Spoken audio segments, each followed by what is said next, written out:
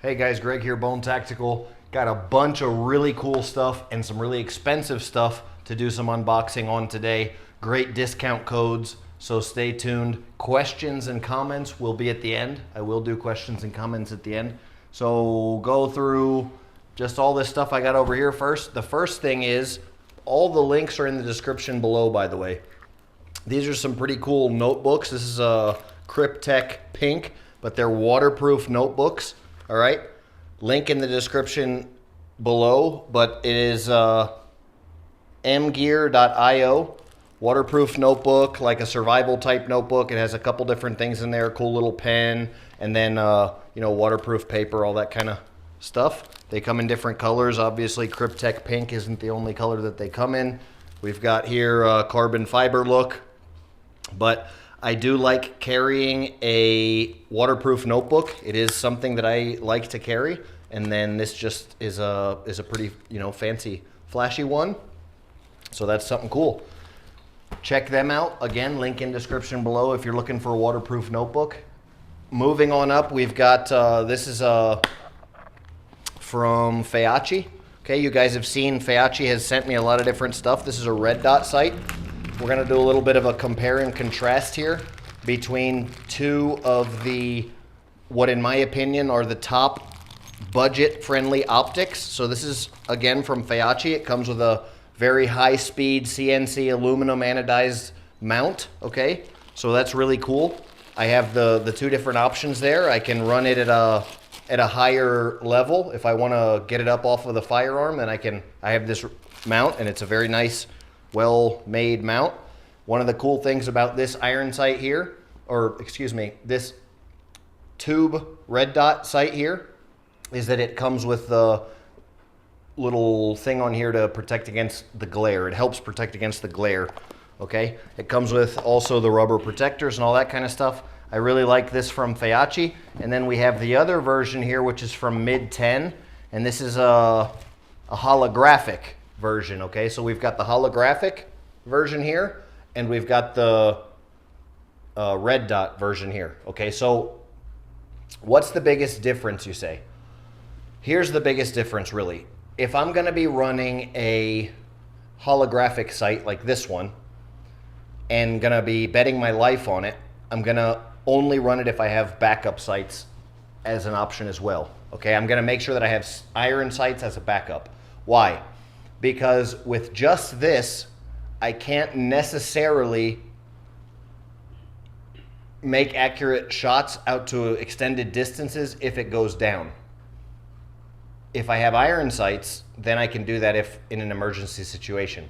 With this tube, a very skilled marksman can actually use the tube itself to judge the position of the firearm, and even if it goes down, even if it doesn't work, I can still judge based off of the center of the tube, and the tube being straight, shots out to a very long distance, possibly even 500 yards, placing shots accurately with an extremely high amount of training, okay, with much training. All right, so that's one of the cool things. The advantage of this is it's faster, much faster. It's considered a reflex sight or a holographic optic, okay? This takes a little bit more time because for the same reason that I can make long-range shots with this with training, I have to line up the tube. With this, it just has one piece of glass, basically, and you don't have to really line anything up. So this is faster, and this is a little bit more hardcore, all right? So they're both options, and what I think the most important thing to take from this is to make sure that you're training, all right? Make sure that you train. The most important thing is always going to be training. So get whatever optic you think is the coolest, and then train with it.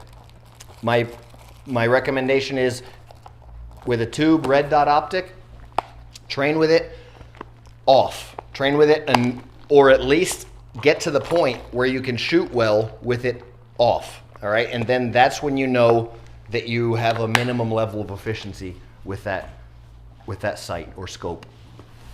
Moving on, I'm gonna do this second to last, but this is thermal imaging, and really in my opinion, it's thermal imaging night vision, and what was, a few years ago it was $10,000 for something like this, and now it's down to, I believe, about $700.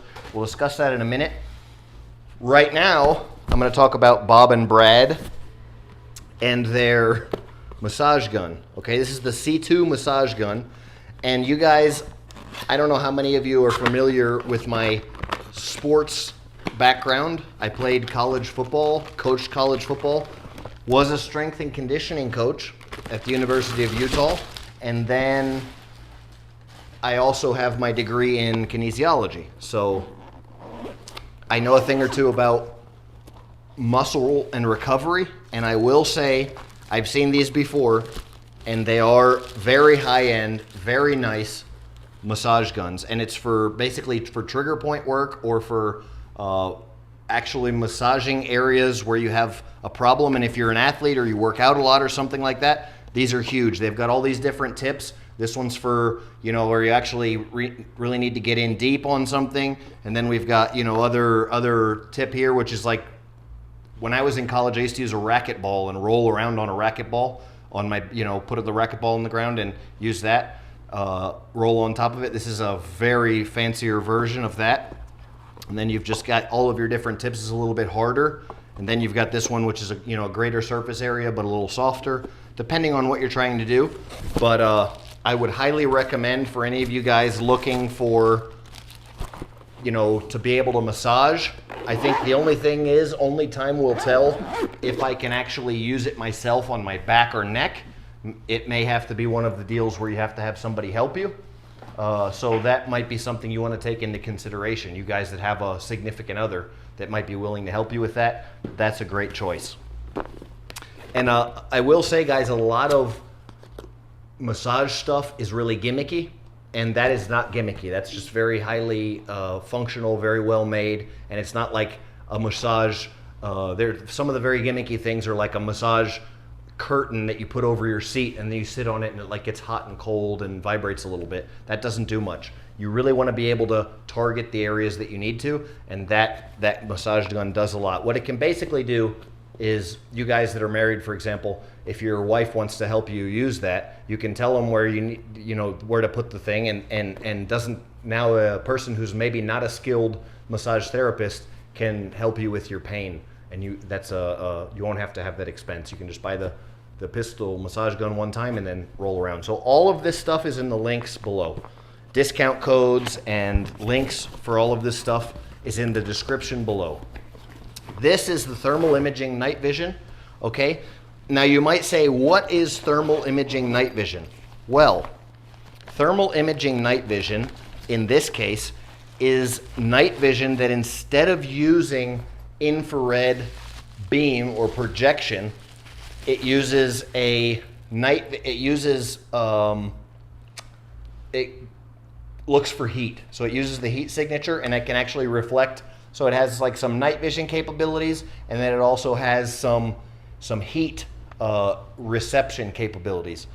It has on the bottom here some screws, so you can put like a Picatinny rail on there or something if you really wanted to. You could attach this to a firearm, and then it doesn't have a reticle, so you wouldn't be able to aim with it, but you could put it behind. So I could have this here, and then I could put this behind this, for example, and if I put this like this, then now I have what is actually possibly on my firearm. Now I can at night make shots in the middle of the night. So it is very cool to be able to have that. And then what is the great I'm sure you guys are asking, what is the great advantage to thermal night vision as opposed to other night vision? Well, the other night vision basically uses an infrared beam to illuminate your target. The problem with that is that if your target also has night vision, they're seeing your infrared beam, and then they're just gonna trace the beam right back to you, and if you're in a combat situation, they're just gonna shoot you, because it's like shining a flashlight and giving a beacon as to where you're at. So this particular device, when I'm using this at night, the only thing that I really have to do is make sure that I have a very good seal here over my eye, or that I have like a sheet or something, you know, a blanket over my head so that I'm not projecting the light back onto my face.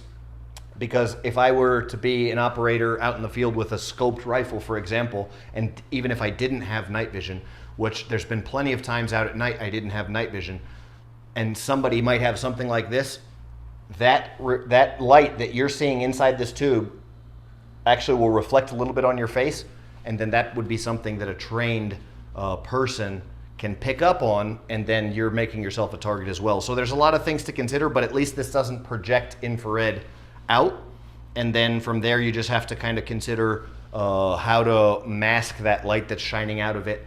And if you guys want to know more about recon and stuff like that, you know, sniper type work situations, clandestine operations, just yesterday put out an awesome video on that topic. Incredible content, really, that you can't find anywhere else.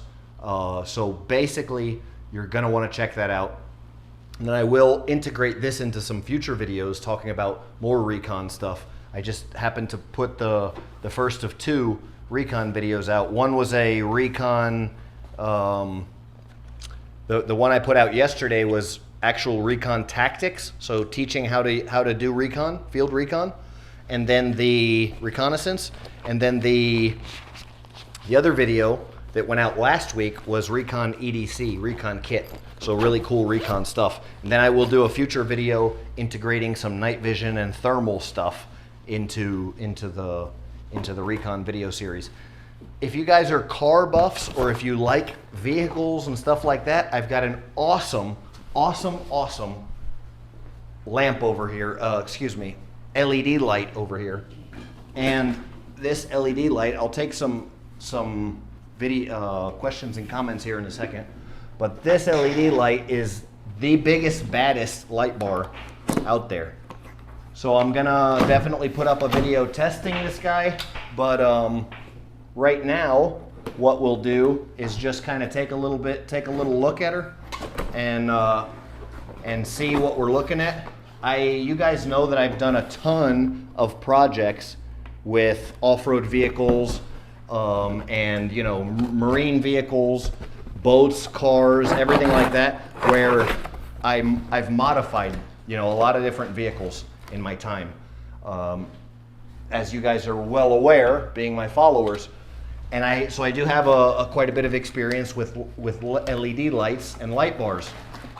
This is kind of the Mac Daddy here of this is what I would consider to be the best of the affordable light bars. What do I mean by that? This is like a $600 light bar, I believe, but a light bar from somebody like, I don't know, the big name KC Highlights or something like that's even more expensive.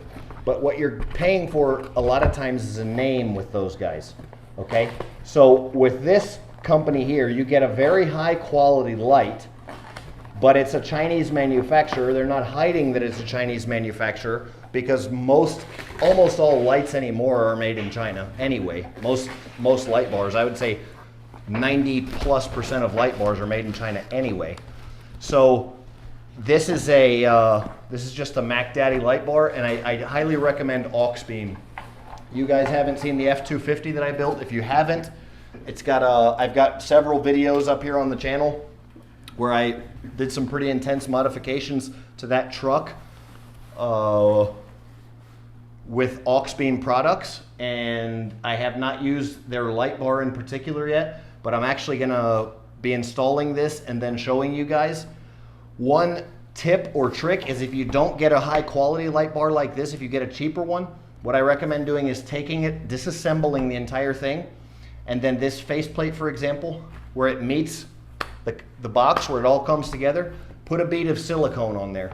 Let it sit for a little while, disassemble everything, put a bead of silicone on every single part where they all meet. Let it sit for a little while so it starts to harden a little bit, and then reassemble the whole thing. Because the biggest problem that the really cheap lights have, this is not one of the really cheap ones, so you shouldn't have that problem with this one.